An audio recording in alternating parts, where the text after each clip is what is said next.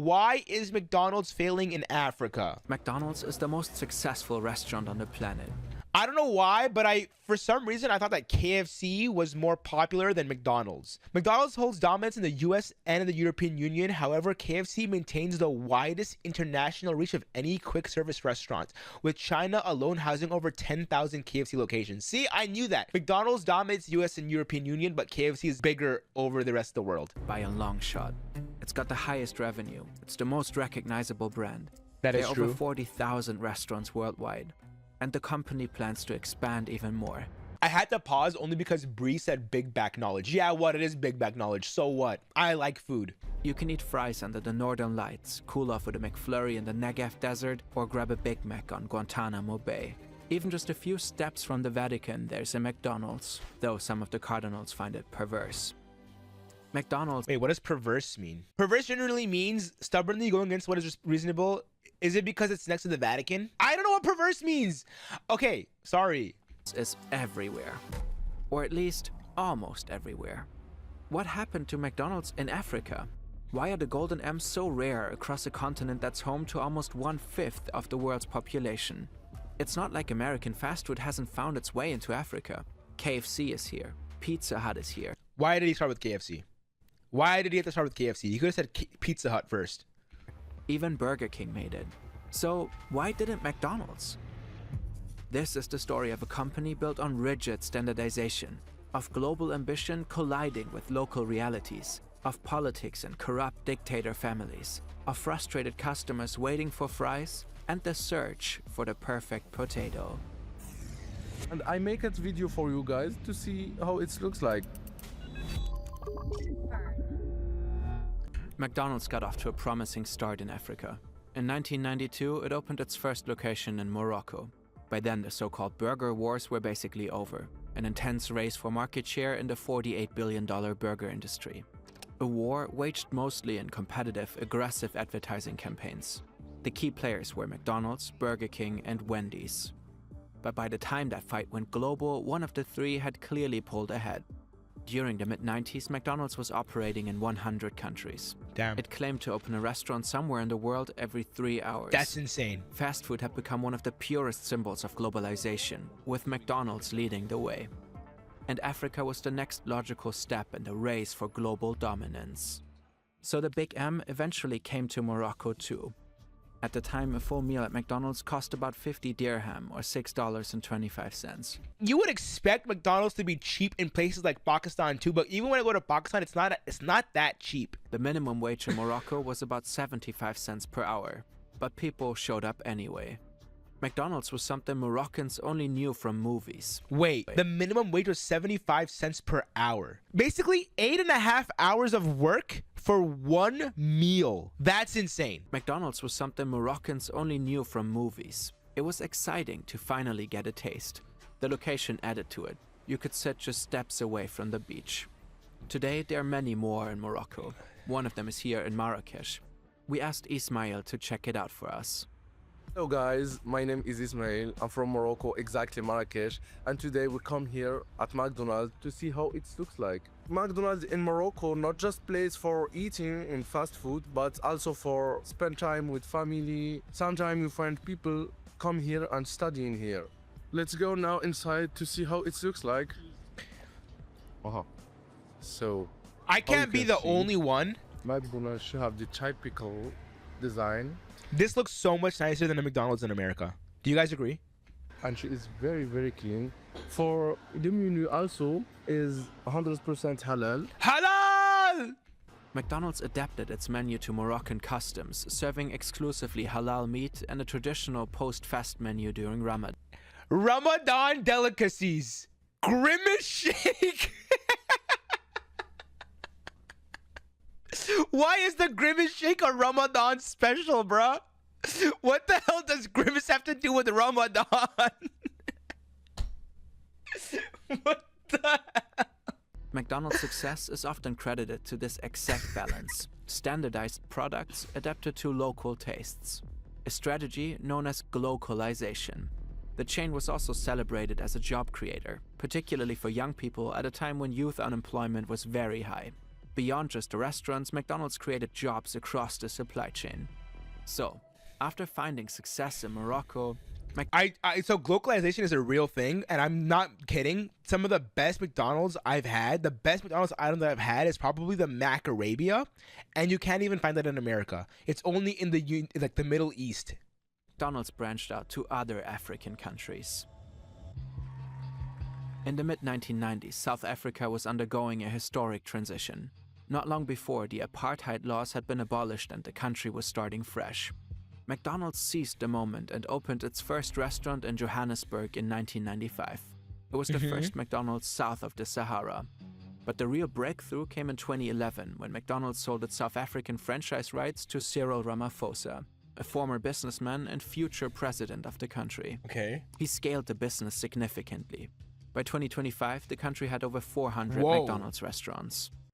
So it makes sense McDonald's found footing there.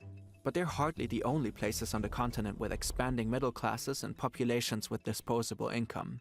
KFC, a far less wealthy chain than McDonald's, has managed to gain footing in more than 25 African countries. You know why? I think that's also partly to do because KFC, they adopt the country's pricing. Like KFC in Pakistan is dirt cheap.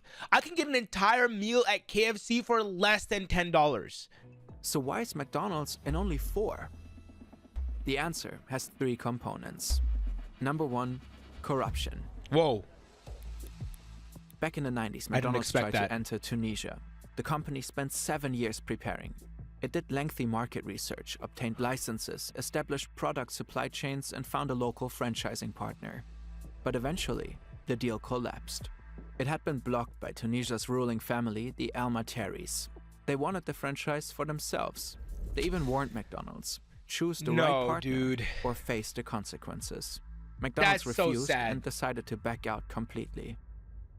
Years pass, but in 2009 there's another opportunity. A US ambassador and his wife have been invited to the home of Nesrine Al Materi, daughter of the Tunisian president. Her husband Sakr Al Materi is poised to become Tunisia's next ruler. They meet in this impressive beachfront mansion featuring Roman columns, an infinity pool, and a pet tiger called Pasha. They got all that, They but not a enjoy a McDonald's. lavish banquet, while the country is facing bankruptcy and staggering unemployment. The ambassador has struggled to get press coverage for his embassy's humanitarian projects, and the Al Mataris agree to help. After all, their family owns some newspapers. In return, they would happily assist McDonald's in entering Tunisia. Maybe they could start at a new port in La Joulette. But it won't come to that. In December 2010, a young street vendor sets himself on fire in an act of protest. Whoa. In response, people hit the streets, demand change, and eventually revolution sweeps across the country. Tunisia's president is ousted from power during the Arab Spring. The Al Materi family flees into exile. Years of political instability follow, and the economy never truly recovers. To this day, McDonald's hasn't opened a single restaurant there. But in many cases, the absence of McDonald's in African countries isn't explained by corruption or political instability. Instead, it comes down to something rather unexpected. 2. Crispy on the outside, soft on the inside. What does that mean? Whether you eat a burger in Germany, Japan, or the US, McDonald's wants their product to be the same experience wherever you order it. True. This reliability is a core aspect of the brand. That's why McDonald's relies on strict food safety standards and protocols. These cover everything from food sourcing, packaging, and distribution all the way to how restaurants are run. There are hygiene rules in every step of production. Ingredients have exact specifications, and recipes are standardized down to the finest measurements. And potatoes are at the heart of one of their most important products. This is a russet Burbank. It's McDonald's favorite potato for its fries. The fast food giant also relies on varieties such as Shepherdie, Innovator, and Zorba. These potatoes are specifically approved for use and are mainly grown in the US, Canada, and Europe. McDonald's is very specific about how they're to be cultivated. Farmers in the supply chain have to follow strict rules to make sure the quality stays consistent. Because after all, the fries are supposed to taste the same everywhere. They do, though. They do taste the same. Literally, wherever you go to get McDonald's, the fries taste exactly the same. It's insane. Their standards define desired potato length and thickness. The fries need to be crispy and golden on the outside and fluffy on the inside. McDonald's tries to source their potatoes locally. In Germany, for example, most potatoes come from German farms with additional supplies from neighboring countries. But in Africa, generally speaking, the exact potato varieties McDonald's prefers are not cultivated at scale. So it might have to ship potatoes over long distances. And that can pose a whole series of risks. It's 2022 in Kenya. KFC is very popular here. Their potatoes are shipped in from Egypt, but it's COVID and container ships get stuck. And so the chain runs out of fries. Kentucky Fried Chicken, an American fast food restaurant chain, announced that it's run out of potatoes, fries. But KFC refuses to use local potatoes to bridge the gap. And that gets people very upset. Is it that big of a deal that KFC can't use Kenyan potatoes? According to KFC, these potatoes, these beautiful African potatoes, these beautiful Kenyan potatoes are not considered as potatoes to KFC.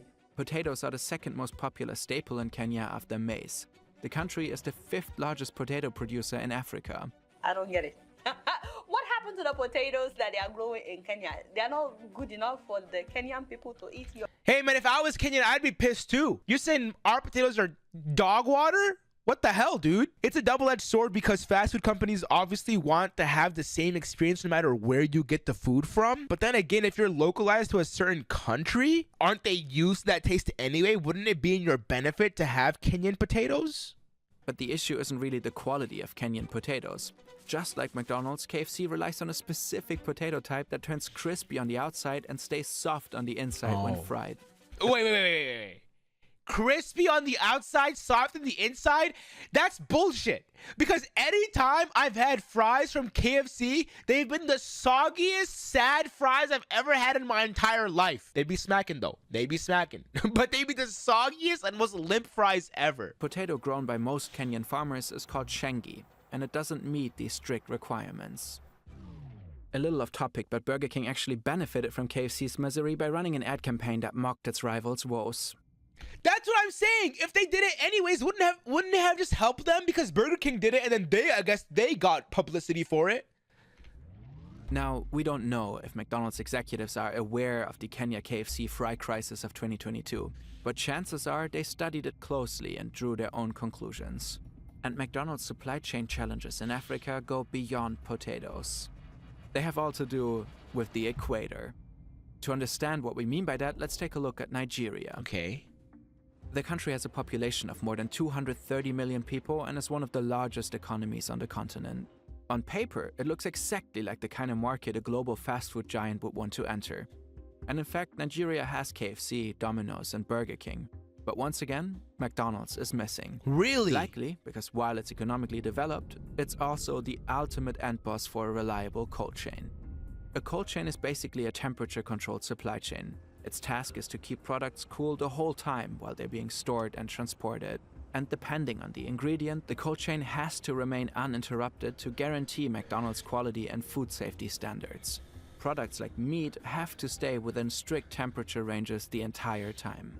To make that possible, temperatures inside trucks and storage facilities are continuously monitored, and logistics teams receive real-time updates if something goes wrong. But in Nigeria, everything can go wrong all the time. In the major city Lagos, power cuts are frequent. At the same time, the average temperature is around 34 degrees Celsius. Wow, so that's when so hot. power goes out, frozen burger patties thaw within just a few hours. That can quickly become a health risk. Nigeria is also enormous, nearly twice the size of Spain. Transporting products can involve crossing all kinds of terrain: rivers, dense forests, and sometimes even savannas. Droughts and floods make transport even more difficult. Many roads are in poor condition and full of potholes. All of this makes it incredibly hard to stay within certain transportation timeframes and guarantee ingredients stay cold. Yeah, that's just Jeej for Nigeria. You guys aren't getting McDonald's, bro. Jeej. Still, it's likely just a matter of time before McDonald's overcomes these hurdles and conquers Nigeria. The country has already transformed rapidly in recent years. Its growth potential is enormous, and the Big M shan't miss out. The Big M shan't miss out. The way he says it is so ominous. The Big M won't miss out. But for now, instead of chasing the big gold, as one executive put it, McDonald's may target smaller countries first, where supply chains are more easily secured. But, you might wonder, if the whole supply chain is so difficult, Africa being this whole final fast food frontier, etc., why did KFC manage to establish itself all across Africa then? I'm telling you, my theory is because they localized their prices. Excellent question. 3. Crispy chicken. Damn! Never mind. It was the chicken. First, KFC has adapted its menu in African countries to local tastes. For example, KFC Ghana serves jollof rice, a popular West African rice dish cooked in a tomato sauce. But likely the reason for KFC's success is mostly the focus on chicken. In 2024, chicken was the most consumed meat in Africa. Compared to beef, it's cheaper and more accessible. Chicken also has shorter production cycles, higher feed efficiency, and lower overall production costs. KFC benefits from all that. And in Africa, the overwhelming majority of its chicken is locally sourced. So I was basically right. Jollof from KFC, am I intrigued or disturbed? I would try it. I absolutely would try it. That means shorter supply lines, fewer imports, and less costs. McDonald's is aware of these advantages. As beef prices rise in the US, for example, the chain is increasingly moving toward chicken-based options as well. And you get the same issue in Pakistan as well. When you go to Pakistan, because I keep talking about Pakistan because that's like my only experience of a third world country I can give. When you go to a McDonald's in Pakistan, a majority of the options there are chicken. It's like chicken Big Mac. Like the chicken Big Mac is normal there. If you get beef, it's like, what the hell? Sometimes they don't even have beef. They have chicken Big Mac, chicken Mac Arabia, chicken crispy sandwiches. They barely do beef there. But we were unable to find out to which degree a chicken-heavy menu might be part of McDonald's expansion plans into more African countries. It would make sense. We've established that McDonald's is historically brilliant at globalization. And perhaps it's that globalization that makes McDonald's feel so inevitable. It's not for nothing that its hero item is used as a type of economic index.